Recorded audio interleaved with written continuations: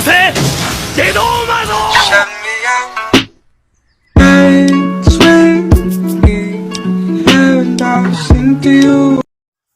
Assalamualaikum warahmatullahi wabarakatuh. Izin memperkenalkan diri, nama saya Aldiansa, mahasiswa Politeknik Fiksi Input Serang, Prodi D3 Akuntansi semester 2. Di sini saya akan membuat video demi menyelesaikan tugas bahasa Indonesia saya tentang resum pelajaran yang telah dipelajari sebelumnya. Baik, kita langsung saja ke materinya. Dalam bahasa Indonesia ada 4 keterampilan dasar, yaitu menulis, membaca, menyimak, dan mendengarkan. Sekarang saya akan bahas beberapa materi yang sudah disampaikan di beberapa pertemuan sebelumnya. Yang pertama yaitu keterampilan berbahasa pada aspek menulis di perguruan tinggi. Keterampilan di sini diartikan sebagai kecakapan dalam menyelesaikan suatu tugas. Sedangkan pengertian menulis yaitu kegiatan menyampaikan pesan atau komunikasi dengan menggunakan alat tulis sebagai medianya. Jadi, keterampilan menulis adalah suatu aktivitas pengekspresian ide atau gagasan dan juga perasaan dengan menggunakan bahasa tulis. Selain itu juga ada tujuan dan manfaat dari menulis. Tujuan menulis adalah menginformasikan, meyakinkan, mengekspresikan diri, dan menghibur.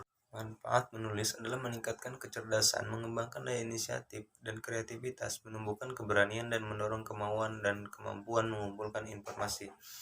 Ada juga manfaat tulisan, yaitu sebagai alat komunikasi tidak langsung. Kegiatan menulis ini adalah suatu hal yang tidak dapat dipisahkan dengan suatu proses belajar mengajar. Keuntungan pada aspek menulis. Yang pertama, dengan menulis kita dapat lebih mengenali kemampuan dan potensi diri kita. Kita mengetahui sampai di mana pengetahuan kita tentang suatu topik. Untuk mengembangkan topik itu tidak bisa kita dipaksa berpikir, menggali pengetahuan dan pengalaman yang kadang tersimpan di alam bawah sadar kita. Selanjutnya, keterampilan berbahasa Indonesia pada aspek membaca di perguruan tinggi.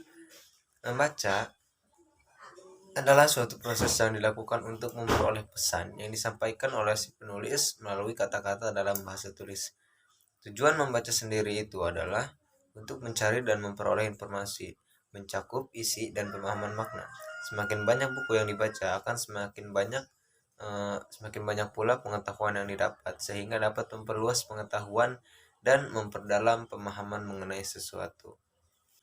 Setelah membahas keterampilan berbahasa Indonesia dalam menulis dan membaca, selanjutnya kita akan membahas keterampilan berbahasa Indonesia pada aspek berbicara di perguruan tinggi. Menurut Nurgiantoro, berbicara adalah aktivitas berbahasa kedua yang dilakukan manusia dalam kehidupan berbahasa, yaitu setelah aktivitas mendengarkan. Nah, tujuannya yaitu bahasa sebagai sarana komunikasi, bahasa sebagai sarana integrasi dan adaptasi, bahasa sebagai pemahaman sarana diri, bahasa sebagai ekspresi diri. Selanjutnya, bahasa yang memiliki fungsi banyak itu tidak dapat lepas dari tujuan berbicara itu sendiri. Menurut Diego, tujuan pembicaraan biasanya dapat dibedakan atas 5 golongan, yaitu menghibur, atau pemberitahuan, menstimulasi, meyakinkan, dan menggerakkan.